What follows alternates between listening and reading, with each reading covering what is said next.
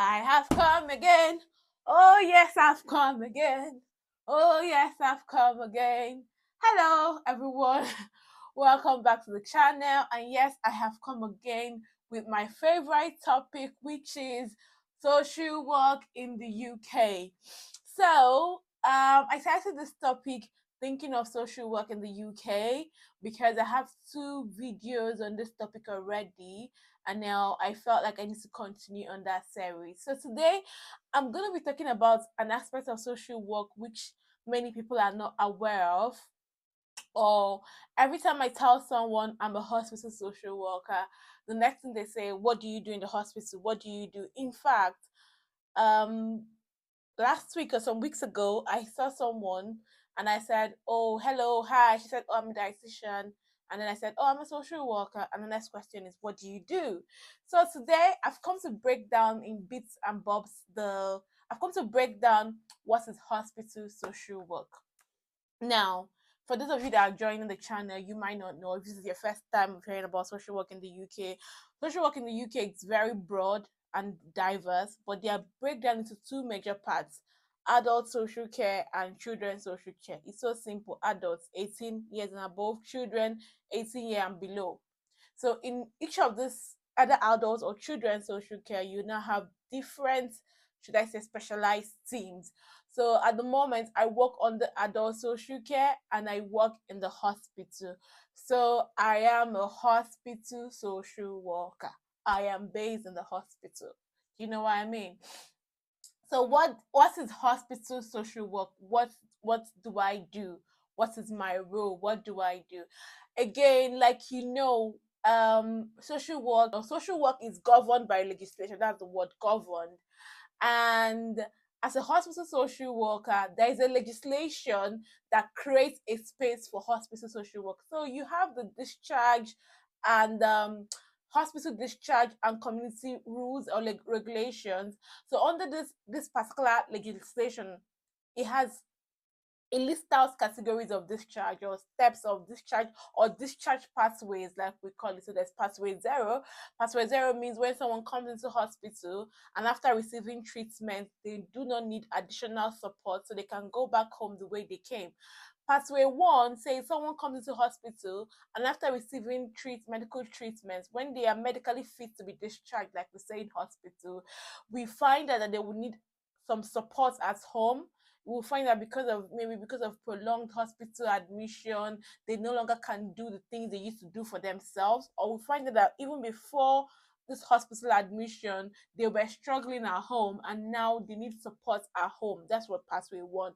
And then you have pathway two, which is, oh, they've come into hospital, they've broken a bone, they've broken a leg. We can't just send them back home. They need to go for therapy. They need to go have more rehab. What I mean by therapy, I mean physiotherapy, like rehabilitation. So you discharge them to a community hospital, and then that's where they receive therapy. I have to say something though, that there's a difference between a community hospital and an acute hospital. I am a social worker based in an acute hospital. Acute simply means for people that require active medical intervention. There are other social workers that are based in community hospitals. They do a different job than I do. We do similar jobs, but it's different. The setting is different. In my own job, it's very fast paced because it's very paced because there are lots of pressures on the acute beds. Meanwhile, in the community hospital, there are still pressures there, but it's more chilled out. You know what I mean? So that's for pathway two. And then pathway three, they've come into hospital, they cannot go back home. Now they need to go to a care home because there's no one at home to look after them. They need to go to a care home. So these are the different pathways in hospital discharges. So what do I do as a hospital social worker? My role, my primary role, I won't bore you with the integrities of it. My primary role as a hospital social worker is one thing: organizing and facilitating hospital discharge. And the second thing is advocacy. I believe personally, in my own work ethics, advocacy comes first before organizing and supporting hospital discharge for me, because most of our patients, some of them, you you see what needs to happen for them, what needs to be done, and those things are not done. It is also my responsibility to speak up for them and say this and this needs to be done before this and this is done, just for the best interest of the patient. So in hospital social work, we work with legislations. Our primary governing legislation is the Care Act. I don't know if you know about Care Act, or if you're a social worker, you've heard about the Care Act. Yes. So in hospital social work, Care Act comes into play. As a hospital social worker, I work closely with the doctors, the nurses, the physiotherapists, and the occupational therapists. Now, so let me just give you a scenario. See what happens. Someone comes into hospital, they receive acute treatment. When they are ready, medically fit for discharge, when they no longer require acute treatment, they are referred to the occupational therapists and the physiotherapists who work with them to see what their mobility is, what they can do, and what they cannot do. So when these physiotherapists and occupational therapists have completed their work, they do what we call a care portal. That care portal tells us, oh, what a brief history of this person. This person came in with heart failure, for instance, or came in with whatever heart failure, for instance. Now, as a result of this heart failure, they are no longer able to wash themselves. They can only mobilize 3 meters from the bed, something like that. And then they will require assistance when they are ready for discharge. They will require support at home. What kind of support? They will require carers 2 times a day, once a day, 3 times a day. So this care portal comes to the discharge hub. Discharge hub has representative from different teams sitting there, and then when these cases are allocated to me, I go and see the patient. Now I see the patients. We have the patients. We go. I see the patient, and the patient tells me a history of where they've been, what's going on in their life before this point when they got to meet me. And then from there I ask them what their wishes are, what they want to do upon discharge. And I look at it, this patient, is it possible that this patient has a rehab potential? If this patient was to discharge with some rehabilitation support, would they bounce back to be their level of independence? Bear in mind, the Care Act, number one principle in the Care Act is the well-being principle. And as a social worker, it's my responsibility to uphold the well-being principle.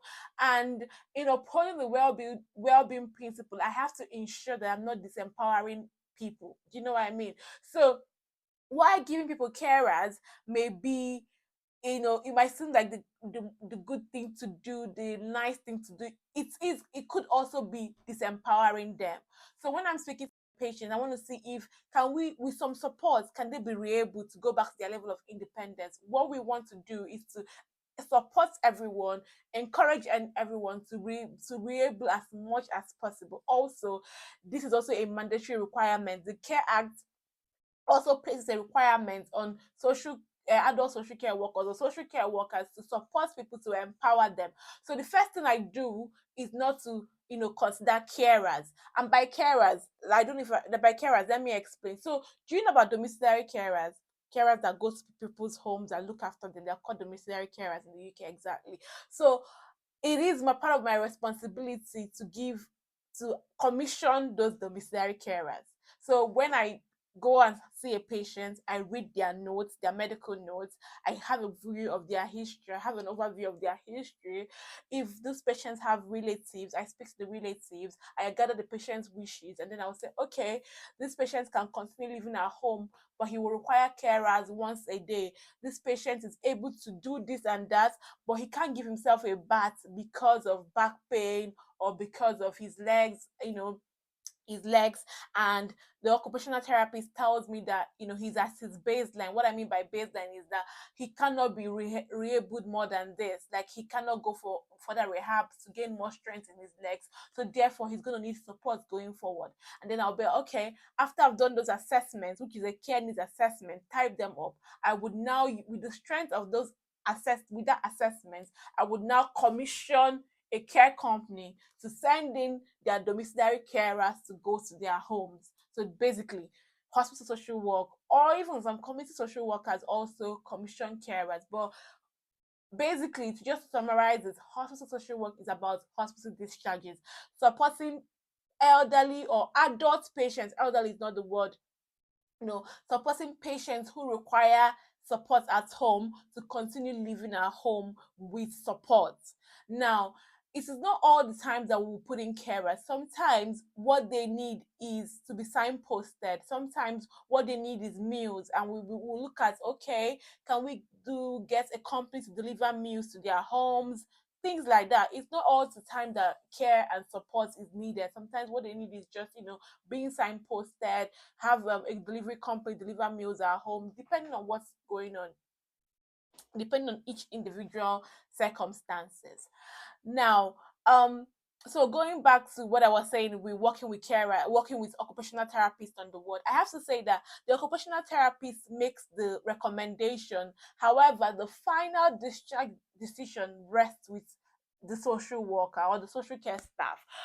What I'm saying is, there are some instances where we get a care portal from occupational therapy saying that someone needs to go to a care home, and that is their recommendation, and we have a look, and I come and have a look, review these patients, consider what their wishes and their what their past and present wishes are, what their present circumstances are, and I will make the decision, the professional decision, that this patient's needs can continue to be met at home. There is no need to consider the most restrictive option at this time.